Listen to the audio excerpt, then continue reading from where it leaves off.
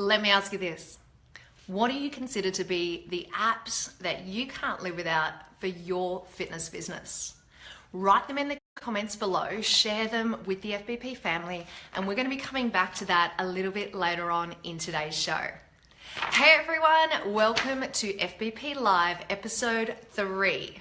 I'm Chantal, host of the Fitness Business Podcast, and every single week I interview industry experts and bring their advice, information, and inspiration to you guys, fitness professionals right across the globe. Hey Maddie, hey JT, thank you guys for tuning in this morning. It's great to see you here.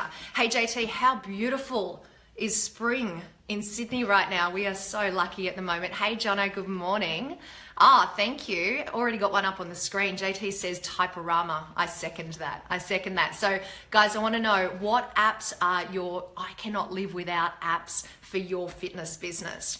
Okay, now you might remember that in our last episode, hey Jono, in our last episode, I mentioned that September is our Women in Fitness month. It's a month where we celebrate all of the incredible women in our industry, and some of them from outside the industry as well. And actually coming up in this month during September, we have 7 incredible women that are coming your way on the show. But today I wanted to talk to you about our very first guest that's going to be featured, and her name is Terry Hawkins. And Terry Hawkins is a name that maybe you don't necessarily recognize right now, but I promise you it's a name that you will not forget. I actually set out on this interview talking to Terry about understanding how technology is going to change the consumer experience. We were talking about career changes in our lifestyle, and it was just incredible because the whole interview took a very different turn, and we ended up talking in a lot of depth about challenges throughout our career and throughout our lives, and it was a fascinating interview. And as you'll hear later on this week, I've actually kept the whole thing completely raw. I haven't edited it whatsoever because I just think that what she brought to the table was so valuable that I wanted to share it with you guys raw. Hey, good morning, David. Thank you so much for tuning in. Hey, John, what have you got here? Marketing, Facebook, Instagram. Well, yeah, definitely. Okay, good one. Yeah, of course for you. So Jono's just said that some of the apps that he can't live without are things like having Tabata apps and interval timers. So when you're in the boot camp arena, they are absolute musts. So make sure, guys, that you are writing in the comments below, what are the apps that you use for your fitness business that you just cannot live without? And I'm going to share some of mine with you guys a little bit later on. Hey, good morning, Justin. Thank you so much for tuning in this morning. Now, I was just telling you about Terry Hawkins, who's the guest that's coming up on our very first show in September. And one of the things that we talked about was the importance of having people within your team that complement your own skill set.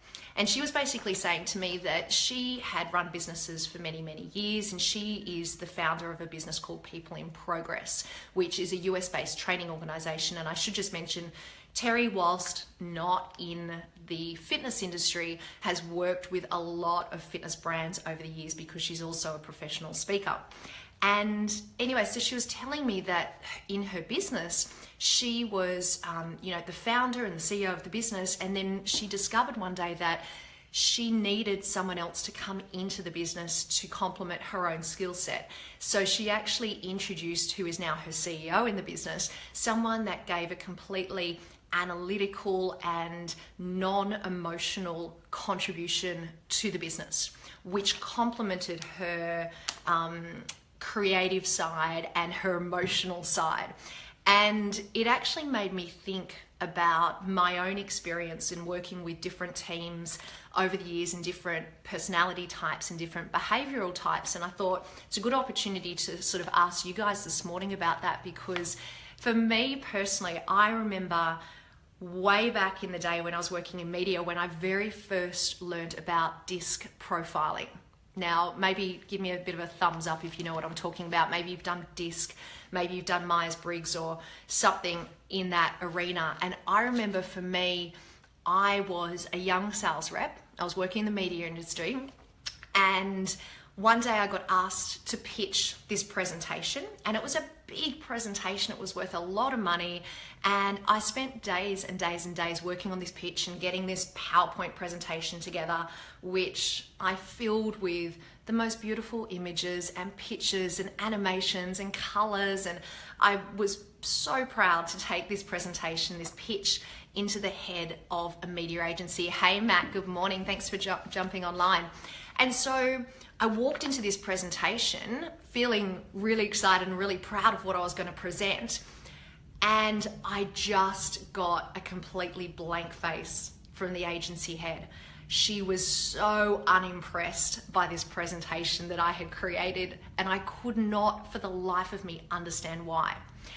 And I walked away from that presentation, and quite quickly my manager at the time had to explain to me and take me through disc profiling, explain to me about different personality types and what appeals to different people. And what I learnt really quickly is that just because I'm a creative person, an emotional person, doesn't mean that the people that I work with or my audience or my client is the same.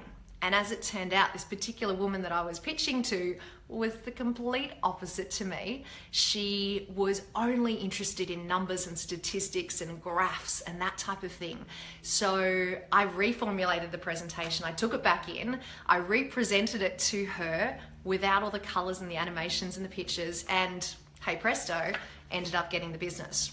So it was a really good, talking to Terry in this interview this week, where we kind of broached that subject about having different skill sets within our business, was a good reminder to me about making sure that within our own teams and with our own working environments and with the clients that we work with, that we need to take the time to understand the different personality types within our businesses. Would you agree that it's really important to make sure that you're not always dealing with people the way that we like to be dealt with? We need to think about their point of view as well. And so that's one of the challenges that I have for you guys today, and that is, think about the team that you currently work with.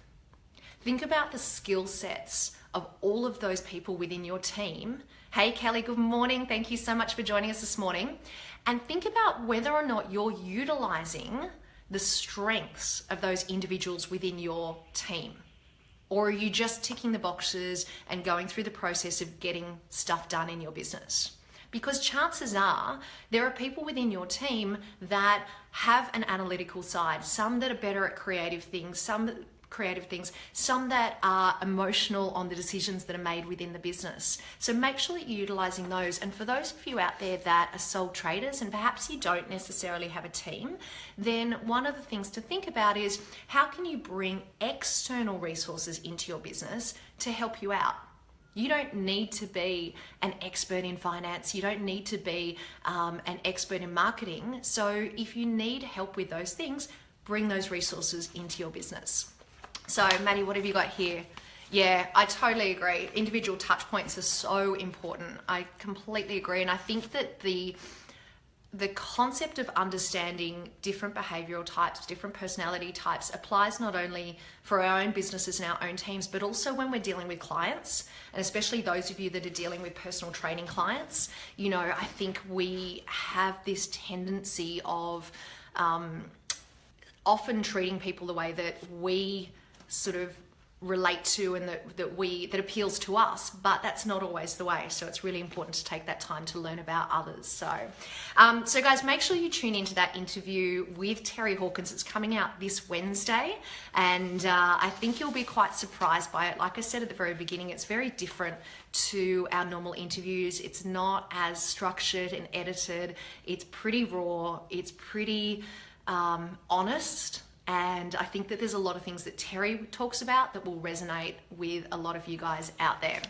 Now, I asked you right at the very beginning of today's live, what are the apps that you can't live without in your fitness business? And as I promised, I want to share some of mine with you guys. And I think you'll be a little bit surprised by some of these, because some of them are things that you will have heard me talk about before on the show, but some of them are probably a little bit left of field. And the first one is the most left of field.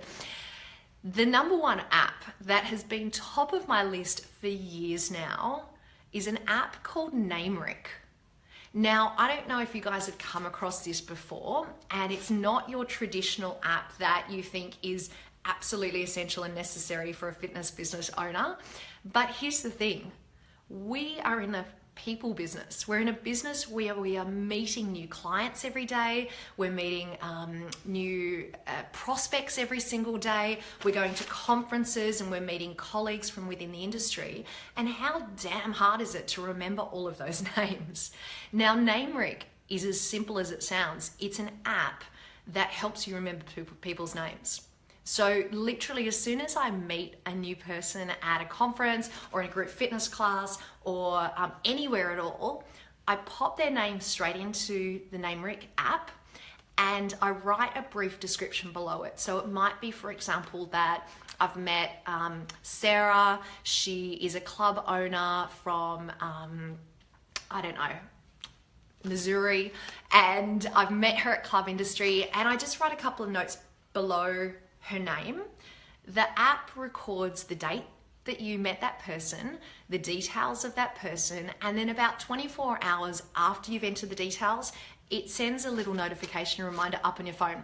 So it's really easy to remember people's names, you don't lose track of things, and it's a really useful app. So that is up the top of my list. Guys, make sure you're letting me know. I know JT said Typorama earlier, and guess what? That's on my list as well. So that's actually my second one. So number one was NameRig, and number two is Typorama. Now, if you haven't come across Typorama before, it is the most sensational app for doing super fast, easy social media tiles on your phone. So my third app is kind of the next version up of that, but for quick, easy social media tiles that you can either use your own images, you can select different font types. It takes, I don't know, 20 seconds, 30 seconds to create a social media tile in Typorama. Anyone can do it. It is incredibly simple. So that's a really good one just to have on your phone that you can utilize at any time. As I said to you, the next one up is kind of the next step as far as social media tiles goes. And I find this one's really, really valuable for anyone that wants to do their own social media. It's kind of like a DIY graphic design tool, and that is Canva.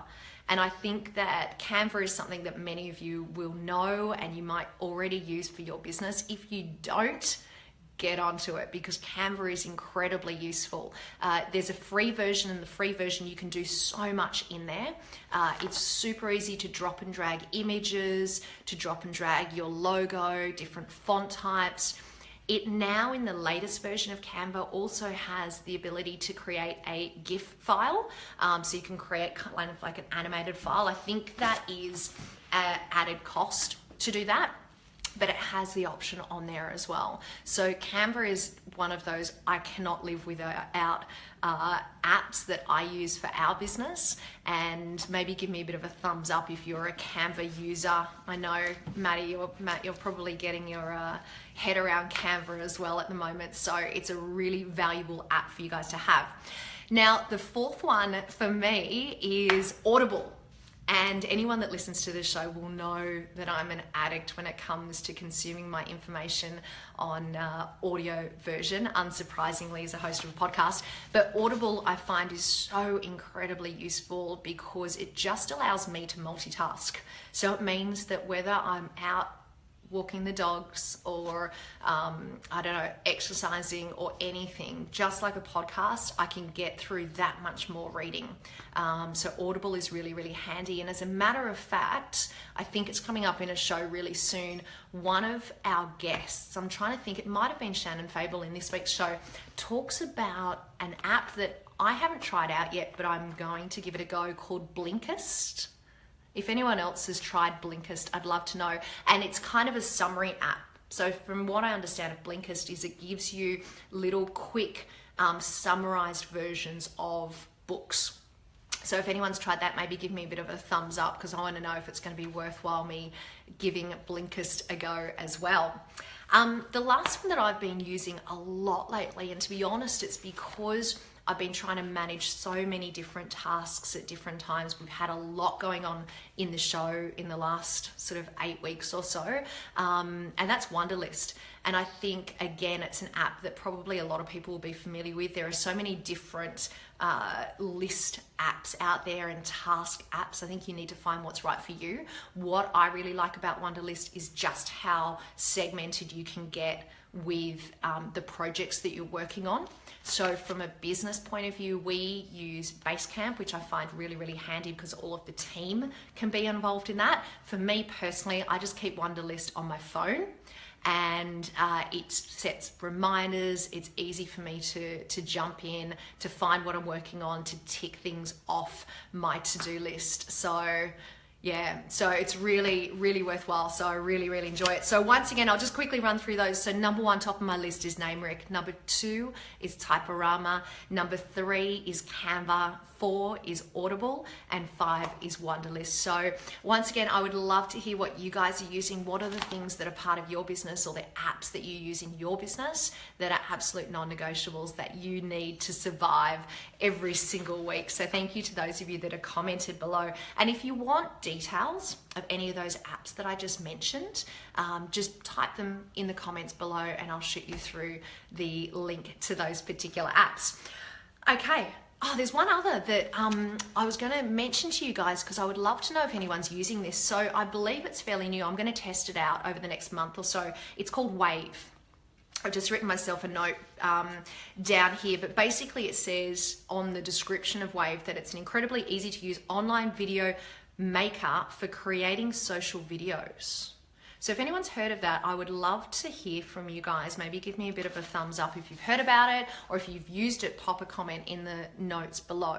I'm going to give it a bit of a go over the next month or so and see how easy it is to use. One of the things that I look for, certainly for our business when I'm utilizing apps, is ease of use. How quick is it for me to create a social media tile or to create a post? How easy is it? Can I drop and drag easily, or is it time consuming? Because I can't afford for it to be time consuming, as I'm sure you guys are probably in the same boat. So so that one's called Wave. I'm going to check it out and I'll report back in our next FBP Live and let you know what that is like. Hey Eamon, so nice to have you on the line. Thanks for joining us. Okay, so there is one last thing that I want to talk to you about before I sign off for FBP Live episode 3, and that is that we're only a month away from the Club Industry Show, which is coming up in Chicago in October. I'm really, really excited because I'm heading over to the States in a couple of weeks' time, and right at the end of my trip, I'm going to be heading to Chicago for Club Industry.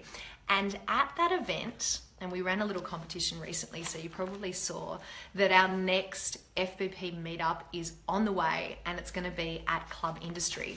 So this is your official invitation. If you're heading over to Club Industry, I would love you to come along to our FBP meetup, which is an active networking event where we get together at 6 a.m. in the morning. In this case, we're meeting at the Hilton, and it's on Wednesday, October the 4th. We meet there, we go for a walk around Millennium Park, which looks stunning, by the way, and we get to walk and talk. It's kind of like a speed dating in a way, because we get to walk and talk and meet other professionals in the fitness industry, and it's a chance to catch up, to socialize, to network in an active environment on day 1 of the conference, and that's the Club Industry Show. So if you are getting along to Club Industry, I would love you guys to come along. Just put CI in the comments below and I'll shoot you through a link to register for the walk. It's completely free, and it's a fantastic opportunity to meet people that are also in the industry and to learn from each other. So guys, that's it. That is episode 3 of FBP Live. Thank you so much everyone for jumping on the line. It was great to see so many of you here this morning. For those of you watching live, thanks for jumping on live, and if you're watching it in a recording, don't forget, keep writing down the apps that you use for your fitness business. What's making you more efficient? What are the things that you just cannot live without? We want to hear everything. Share it with the FBP family so that we can all learn from each other. And I hope you found my top 5 apps useful as well. Thank you so much for joining me, guys. I'm Chantal. Have a sensational day. For the Aussies listening on, enjoy this gorgeous spring weather. I will see you back here in 2 weeks' time. Thanks so much, guys.